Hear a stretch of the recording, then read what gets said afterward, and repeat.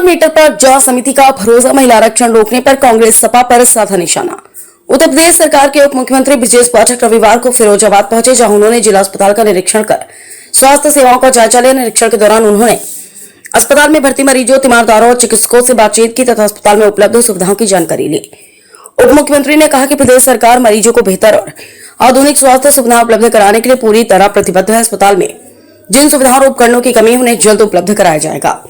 उप मुख्यमंत्री ने कहा कि जिला अस्पताल के लिए जो भी आवश्यकताएं हैं उनकी सूची तैयार कर ली गई है। ऐसे चिकित्सा उपकरण, मशीनें और संसाधन जो अभी तक अस्पताल में उपलब्ध नहीं है उन्हें शीघ्र उपलब्ध कराया जाएगा, ताकि मरीजों को इलाज के लिए किसी अन्य शहर का रुख न करना पड़े।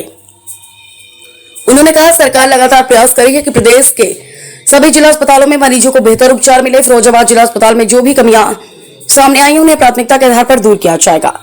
निरीक्षण के दौरान पत्रकारों से बातचीत करते हुए उप मुख्यमंत्री ब्रजेश पाठक ने स्मार्ट मीटर के मुद्दे पर भी अपनी प्रतिक्रिया दी। उन्होंने कहा कि स्मार्ट मीटर को लेकर सरकार को लगातार शिकायतें मिल रही है। जनता की समस्याओं को देखते हुए इस पूरे मामले की जांच के लिए उच्च स्तरीय समिति गठित की गई है।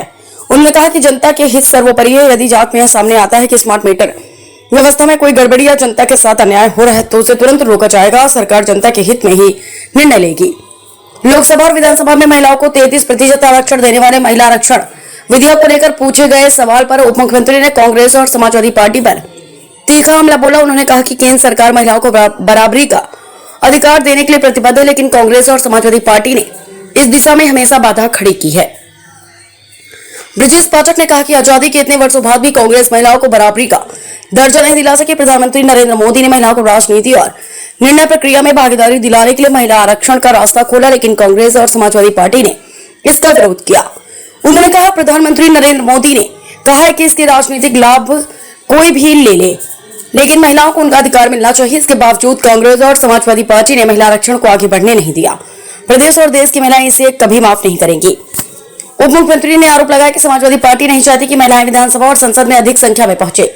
उनका कहना था कि जब महिलाएं कानून बनाने की प्रक्रिया में आएंगी तो अपराध, गुंडागर्दी और माफिया राज पर रोक लगेगी।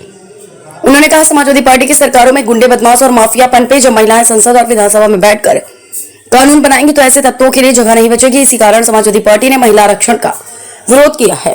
राहुल गांधी द्वारा संवैधानिक संस्थाओं और सीएजी को लेकर उठाए गए सवालों पर भी उप मुख्यमंत्री ने प्रतिक्रिया दी।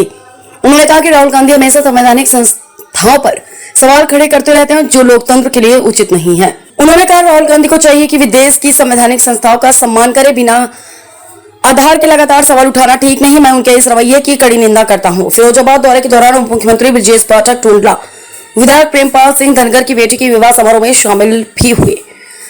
FM रॉयल में आयोजित कार्यक्रम में पहुंचकर उन्होंने नव दंपति को आशीर्वाद दिया और परिवार को शुभकामनाएं दी। इस अवसर पर टोंडला विधायक प्रेमपाल सिंह धनगर, भाजपा जिलाध्यक्ष उदय प्रताप सिंह, विधायक मनीष असीजा, जिलाधिकारी रमेश रंजन सहित कई जनप्रतिनिधि और अधिकारी मौजूद रहे। फिरोजाबाद से अरविंद कुमार, समाचार 24। फिरोजाबाद का दौरा किया है आपने आज फिरोजाबाद जनपद में मेडिकल कॉलेज का हमने निरीक्षण किया है। मरीजों का भी हालचाल लिया, परिजनों से भी बात किया है, प्रधानाचार्य और फैकल्टी मेंबर से बात किया, चिकित्सकों से बात किया, जिलाधिकारी महोदय से भी फीडबैक लिया है। फिरोजाबाद के लोगों को बेहतर से बेहतर चिकित्सा व्यवस्था उपलब्ध हो, उसको हमने स्थलीय निरीक्षण किया है और जो भी आवश्यकताएं हैं अस्पताल की उनको हम पूरा करेंगे।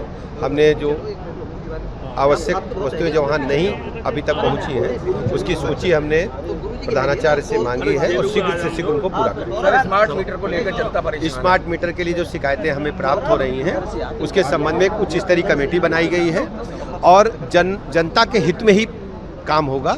अगर गलत है तो उसे रोका जाएगा और जनता के हित के लिए ही सरकार काम कर रही है। सर, लोकसभा में महिला आरक्षण बिल पास नहीं हो सका। महिला आरक्षण बिल को जिस ढंग से कांग्रेस और समाजवादी पार्टी ने रोका है, प्रदेश की महिलाएं कांग्रेस और समाजवादी पार्टी को कभी माफ़ नहीं करेंगी। आप जानते हैं कि आज़ादी के इतने वर्षों के बाद भी महिलाओं को बराबरी का हक और दर्जा कांग्रेस नहीं दे पाई।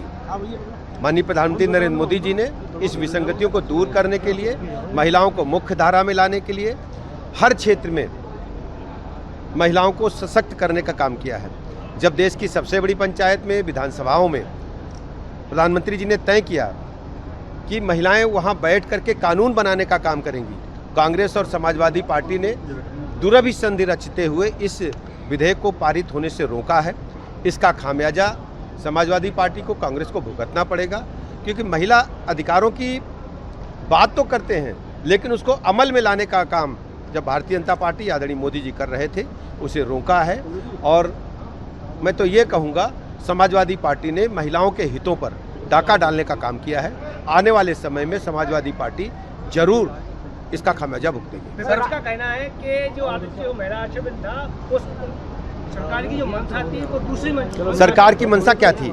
सरकार की मंशा ये थी कि 33% महिलाएं लोकसभा और विधानसभाओं में बैठें, और समाजवादी पार्टी इसको नहीं चाहती थी।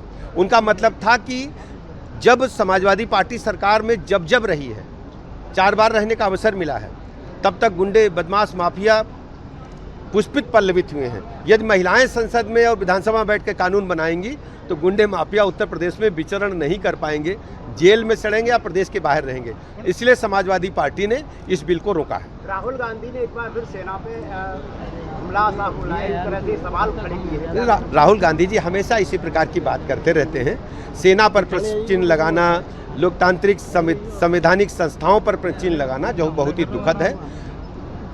राहुल गांधी जी को एक बार सेना के शौर्य पर भी बात करनी चाहिए, जो कि कभी नहीं करते हैं, और इसकी मैं कड़ी निंदा करता हूँ। विपक्ष का कहना है कि इसका बीजेपी राजनीतिक लाभ लेना चाहती है। देखिए, माननीय प्रधानमंत्री जी ने सदन में कहा कि ब्लैंक चेक श्रेय आप ले लो लेकिन महिलाओं को उनका हक दे दो, लेकिन कांग्रेस और समाजवादी पार्टी ने नहीं सुना।